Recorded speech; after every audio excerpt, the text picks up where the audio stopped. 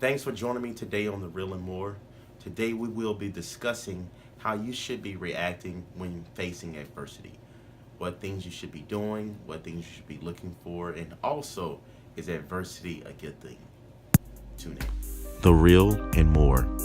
Tips every Tuesday on athletics, health, and becoming your own boss.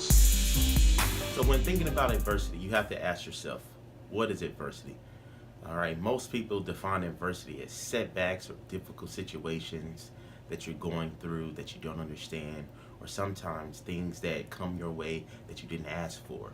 But I want to just encourage you to change the way you view adversity, change the way you view the things that you're going through. View it as a blessing because I know, for instance, if you're trying to be successful in life, which most of us are trying to be, for me, I ask God to bring things into my life that I want to accomplish. For instance, I'm a football coach, and I've been praying and believing that I can coach at a different level, be a defensive coordinator, be a head coach potentially one day. And I really started praying about a year ago that God would prepare me to be better suited to become a defensive coordinator and to become a head coach. So I'm a secondary coach. I've been doing that 8, 9 years. I know the secondary in and out. I played it in college. But, when I prayed that prayer, I didn't know that God was going to really answer my prayer. And He answered my prayer by actually doing it in a way that I didn't think He was going to do it. And He's preparing me to now be ready for when that door comes. So, with that being said, to give you an example of what I am personally going through right now, is that to be a defensive coordinator, you want to be well rounded in all the things of football. You want to be great in the pass. You also want to be great in the run and be knowing what the offensive line and the defensive line is going to do and what they should be doing.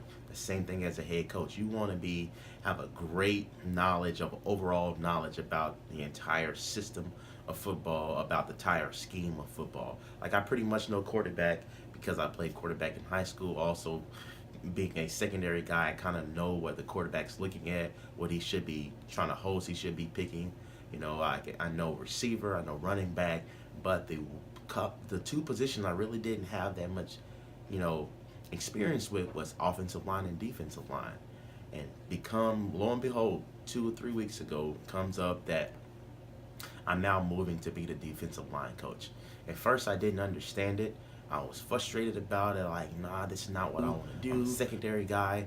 But then God tapped me on the shoulder and said, you got to listen. Listen to me because you asked for things. So adversity came that I thought was adversity. But God showed me that it was just more of a blessing. He was giving me what I asked for, but just not in the way I thought it was going to come. So I just want to challenge you to sometimes you got to start looking at the adverse situations differently. Really start looking at what you're trying to accomplish, what you've been asking for. And sometimes those things that are difficult that you're going through, it's just a direct result of what you want to accomplish.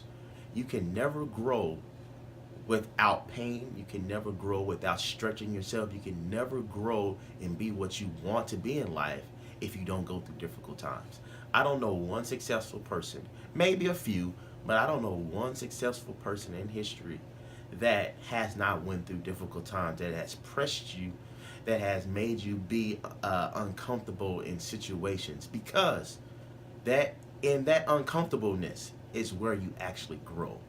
In the times of what I'm going through right now, I'm was very uncomfortable making the change to become a defensive line coach. But in my uncomfortableness, I am starting to grow. I am understanding the game of football in a different aspect.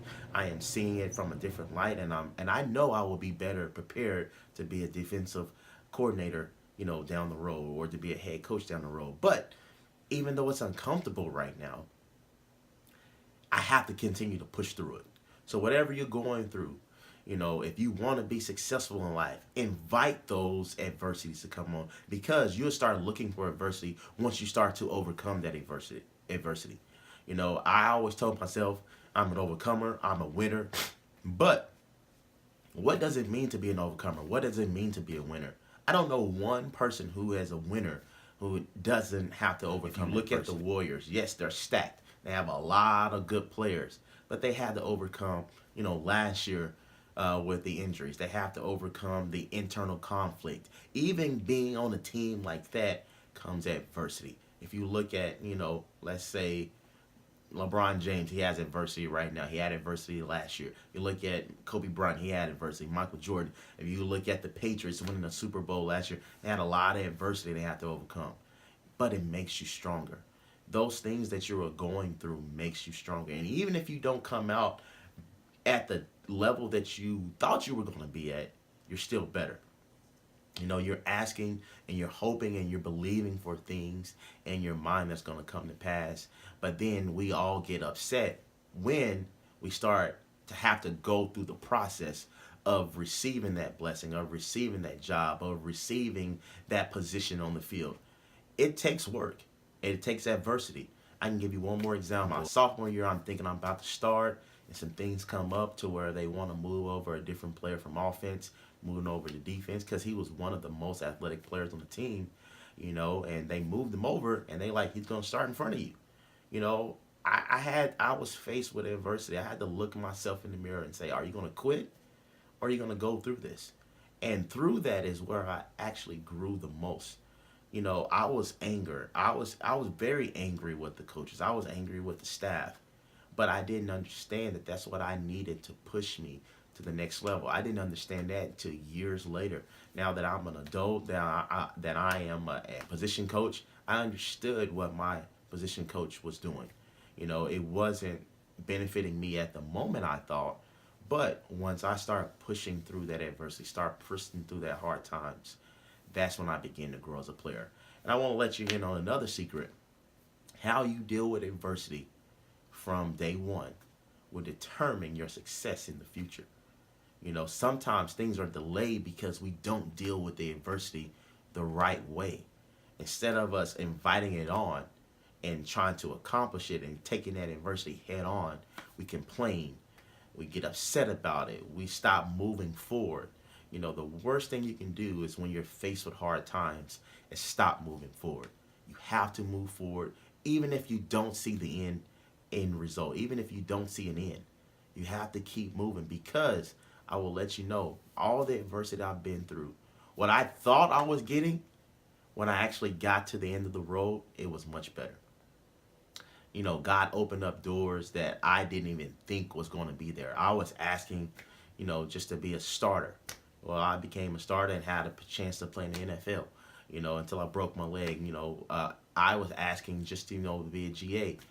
God opened up doors. There was difficulties going that I was turned down to be a GA at the school that I played at. And then all of a sudden, God opened up a door that I was a full-time position coach a year into coaching. That doesn't happen for a lot of people. And right now I'm still believing for some things to happen. I'm working my way. Some things came along, but you know what? Because I know through that adversity, I'm going to grow. Through that adversity, through me pushing through that, I'm going to come out better.